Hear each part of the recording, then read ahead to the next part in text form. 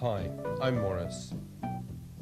This is a film about Richard Stanley, a film that's being made in Namibia, and Namibia itself, plus all these crazy people. He's making his second feature. Now I want to say that he's a white 24-year-old South African male. Mind you, he's lived everywhere. Anyway, I wanted to ask how it is that when everybody's out of work, he's making an international feature.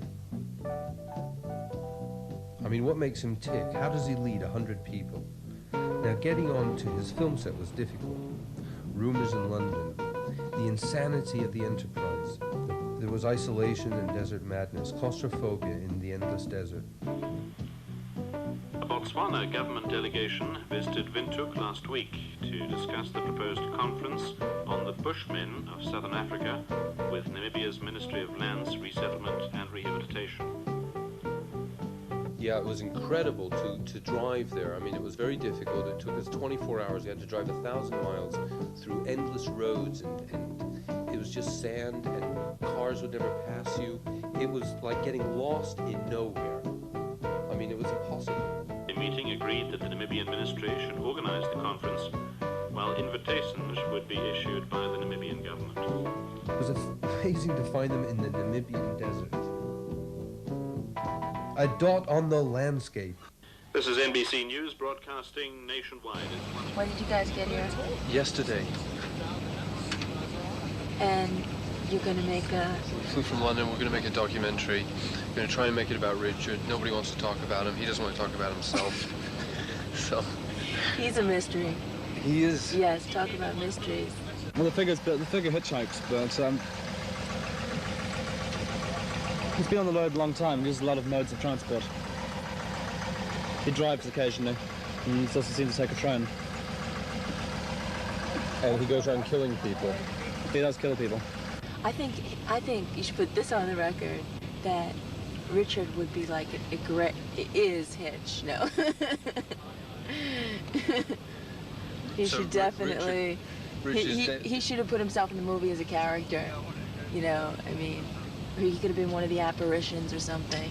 A lot of apples and snakes and columns of fire and columns of dust and biblical references tossed backwards and forwards the whole way through. And in general, it's a head-on between good and evil, as usual. Yeah, I wouldn't call Dust Devil a horror movie, though.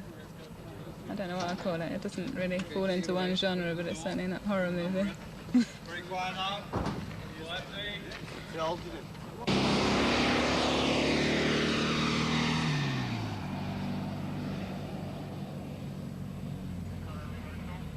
He's very strong in his descriptive, describing the story and what the characters go through, and he gives you a lot of information. And generally, out of 150 sentences that he gives you, you can pull 3 or 4 of those that have a lot of meaning. That's how it's been for me. Well, occasionally, you get some of it on the level of, hearing voices talking behind one, strange paranoid flip-outs, delusions that one's being punished for something one did wrong on a movie 2 productions ago, which one knows nothing about, odd stuff like that, which is not, it's sort of the wrong kind of insanity. It's sort of on the paranoid delusion level. When you hear voices and get those kind of things happening, it's usually, pretty bonkers by anyone's kind of... But you got to cast exactly who you wanted to cast. No. Right, Shell, female right. One more step. One more. Great, perfect. Go! And action! Go, Chelsea!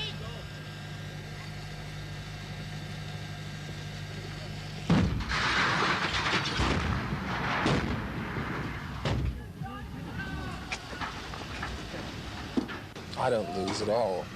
Which script have you read? The third draft. No, my character doesn't lose. I can't think that way. No, he does. You're right. He does. He loses his wife, but he gains a lot of other things. He gains a sense of himself, I think. I think if there was a follow-up of this film, he would be a different person, He's kind of come into contact with quite extreme situations beyond his normal ken. And that has changed him, whether it's made him lose anything.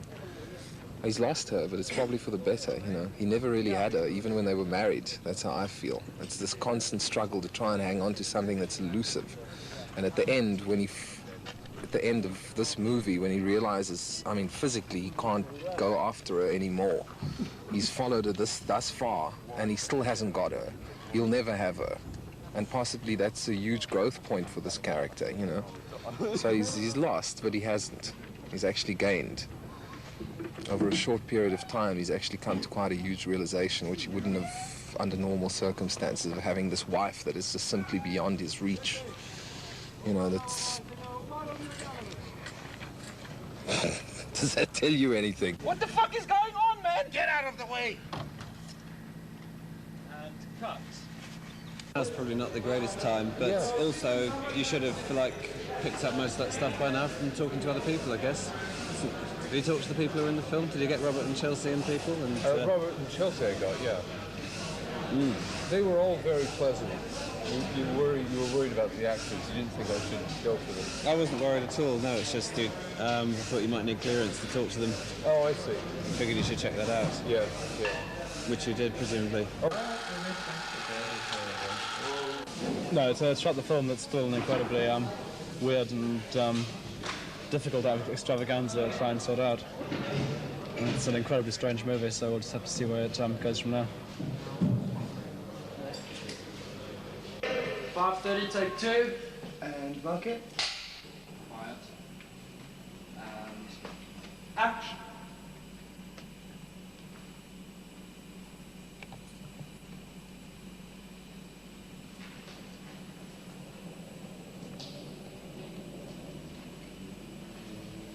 What did I say to Richard this morning?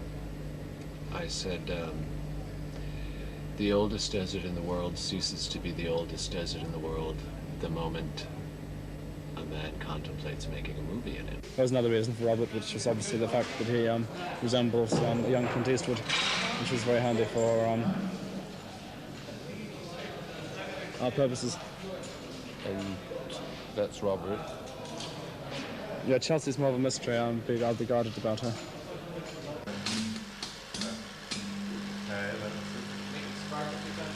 It's a curious position. One is sort of in charge, but at the same time there's always a long queue of people with stilettos waiting behind one's back to try and take one down at the first opportunity. The problem has been the sort of time factor, the amount of stuff. It's scheduled for 8 weeks. It's like a 12-week shoot, and we scheduled it for 8, so we've had to move so fast. We're compromising all the way down the line all the time. It's been a drag, you know. It's been very, very hard working there, as I say, because like, it's really third world. Like, nothing works, it breaks down all the time. You haven't got the right gear, so it's a real compromise.